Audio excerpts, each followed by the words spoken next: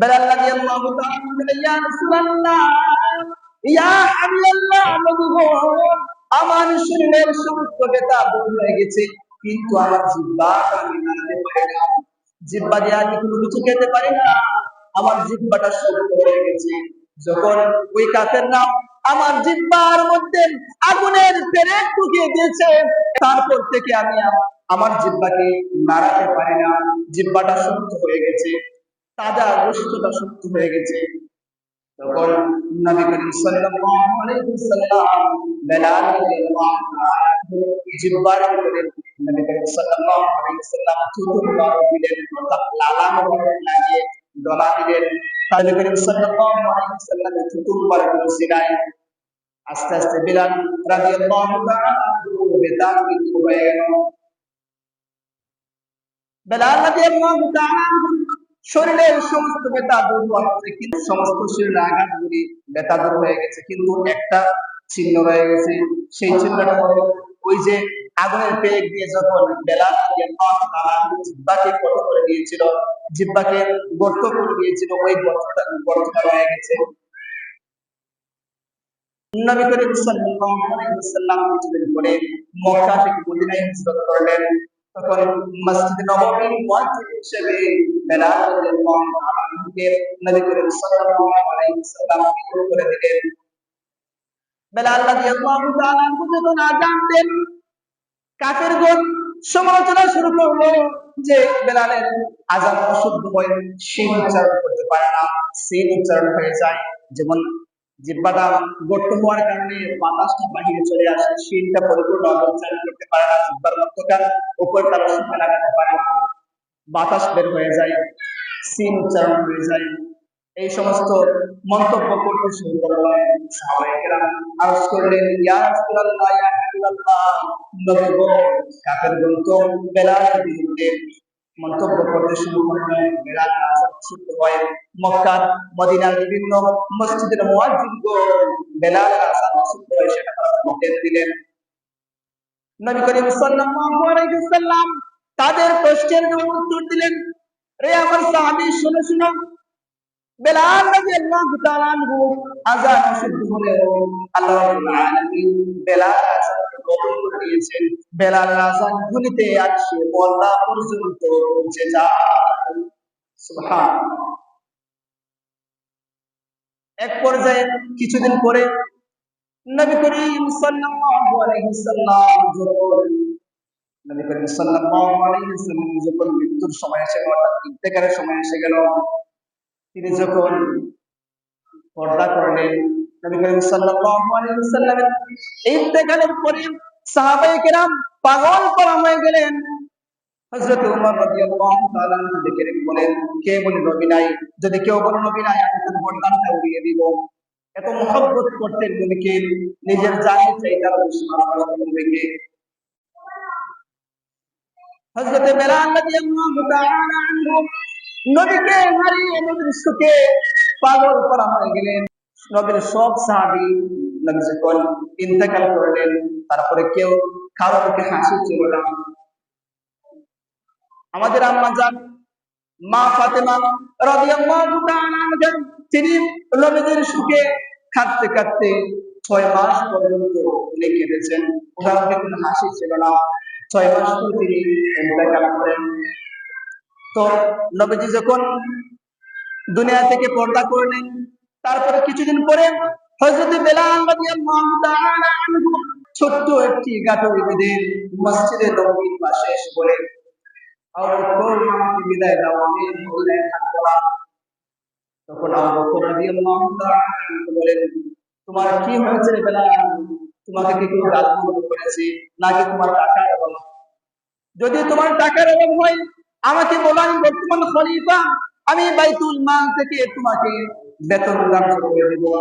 বেলাল রাদিয়াল্লাহু তাআলা বলে, আবু বকর, আমার যে জিনিসের অভাব, তুমি কি আমাকে সেই জিনিস এনে দিতে পারবা? বেলাল রাদিয়াল্লাহু তাআলা এই কথা শুনে হযরত আবু বকর রাদিয়াল্লাহু তাআলা ডেকে ডেকে বলেন, বেলাল, তোমার কি জিনিসের অভাব? তিনি বলেন, আমি যখন আযান দেই, আযান দেওয়ার পরে মসজিদে নববীতে নবী করিম সাল্লাল্লাহু আলাইহি ওয়াসাল্লাম এসে প্রবেশ করতেন। এখন আমি যখন আযান দিই, নবী করিম সাল্লাল্লাহু আলাইহি ওয়াসাল্লাম মসজিদে আসেন না। আমি নবী করিম সাল্লাল্লাহু আলাইহি ওয়াসাল্লামের রওজা দেখে সহ্য করতে পারি না। আমাকে তোমরা বিদায় দাও।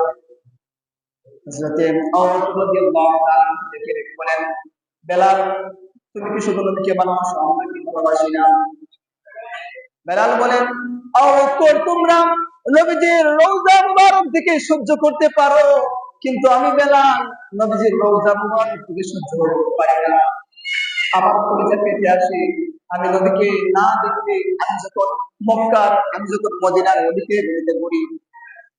মদিনার অলিতে গলিতে ঘুরি, তখন আমি নবীজিকে দেখতে পাই না, মসজিদে নববীকে আর নবীকে দেখতে পাই না, আর নবীজির রওজা দেখে আমি সহ্য করতে পারি না। তোমরা আমাকে বিদায় জানাও, চলে যাবো। তিনি তাদের কাছ থেকে, সাহাবায়ে কেরামের কাছ থেকে বিদায় নিয়ে তিনি চলে গেলেন সিরিয়ার দামেস্কে। অনেকদিন পর রাসূল করিম সাল্লাল্লাহু আলাইহি ওয়াসাল্লাম বেলালকে স্বপ্নে দেখালেন। বেলাল, তুমি জীবন শুরু করে দিয়েছিলে, বেলাল তুমি আসো, আমার জিয়ারতে আসো। তখন উনি স্বপ্নে দেখার পরে 7 দিন হেঁটে হেঁটে হেঁটে হেঁটে মদিনার গভীর রজনীতে তাহাজ্জুদের সময় উনি মসজিদে নববীর কাছে এসে, নবীজির রওজার পাশে এসে উনি গুনগুন গুনগুন সুরে ডাকলেন, ইয়া রাসূলুল্লাহ, আপনি দেখেছেন আপনার গোলাম আপনার প্রথমে হাজির।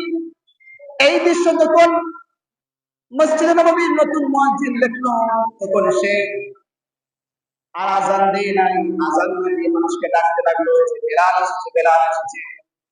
তখন আস্তে আস্তে করে মদিনার যত সাহাবী আছে, মদিনার যুবক যুবতীগণ, বাচ্চা সহ সবাই এসে বেলালকে অনুরোধ করতেছে, বেলাল তুমি আযান দাও, কিন্তু বেলাল আযান দেয় না। বেলাল বলে, আমি যদি আযান দেই তাহলে কিভাবে দুনিয়াতে আসবে? এক পর্যায়ে হযরত তালহা রাদিয়াল্লাহু তাআলা বলেন, তোমরা তোমাদের আদেশে বেলাল আযান দিবে না, তোমরা এক কাজ করো, নবীজির নাতি, নবীজির কলিজার টুকরা ইমাম হাসান এবং ইমাম হুসাইনকে নিয়ে আসো, হয়তো তাদের তারাকে বলে হযরত বেলাল আযান দিতে পারে। তখন ওই নবীজির নাতি, তারা এখন ছোট্ট ছিল, নবীজির নাতি হাসান এবং হুসাইনকে ডেকে নেওয়া হলো। তখন তারা বলল, নবীজির নানার মুয়াজ্জিন বেলাল, তুমি আমাকে আযান শোনাও। কতদিন হয়ে গেল তোমার কণ্ঠে আমরা আযান শুনি না, তোমার কণ্ঠে আযান শুনতে বড় মন চাই। তখন হযরত হাসান রাদিয়াল্লাহু তাআলা কে মাথা থেকে হযরত হুসাইন রাদিয়াল্লাহু তাআলা কে মাথা থেকে বলেন, বেলাল, হযরত নবীজির নাতি, আমি যদি আযান দেই তাহলে কি নবীজি দুনিয়াতে আসবেন, নবীজি কি মসজিদে নববীতে আসবেন? তারা বলেন, নবীজি আসবেন কিনা জানি না, কিন্তু তোমার কণ্ঠে আযান কতদিন ধরে শুনি না, তোমার কণ্ঠে আযান শুনতে বড় আমাদের মন চায়, আযান দাও। মিনারায় উঠে যখন আযান দিলেন, আযান দেওয়ার পরে তিনি আল্লাহু আকবার বললেন। এক পর্যায়ে যখন আশহাদু আন্না মুহাম্মাদুর রাসূলুল্লাহ বললেন, তখন তিনি জমিনে বেহুশ হয়ে পড়লেন। বেলাল যখন হুঁশ জ্ঞান ফিরে এলো, তখন বেলালকে জিজ্ঞেস করা হলো, তুমি কেন আশহাদু আন্না মুহাম্মাদুর রাসূলুল্লাহ বলার পরে তুমি কেন বেহুশ হয়ে জমিনে পড়েছো? বেলাল একটাই উত্তর দিল যে, আমি যখন নবী করিম সাল্লাল্লাহু আলাইহি ওয়াসাল্লামের নাম মুবারক নিতাম, তখন নবী করিম সাল্লাল্লাহু আলাইহি ওয়াসাল্লাম মুস্কি হাসতেন। আজকে এই হাসিটা আমি দেখি নাই, এজন্য নবীর বিরহে বেলাল বেহুশ হয়ে দুনিয়ার মধ্যে পড়েছে। নবীর বিরহে বেলাল কাঁদতে কাঁদতে 6 মাস পরে বেলাল রাদিয়াল্লাহু তাআলা কলিজা ফেটে ইন্তেকাল করে।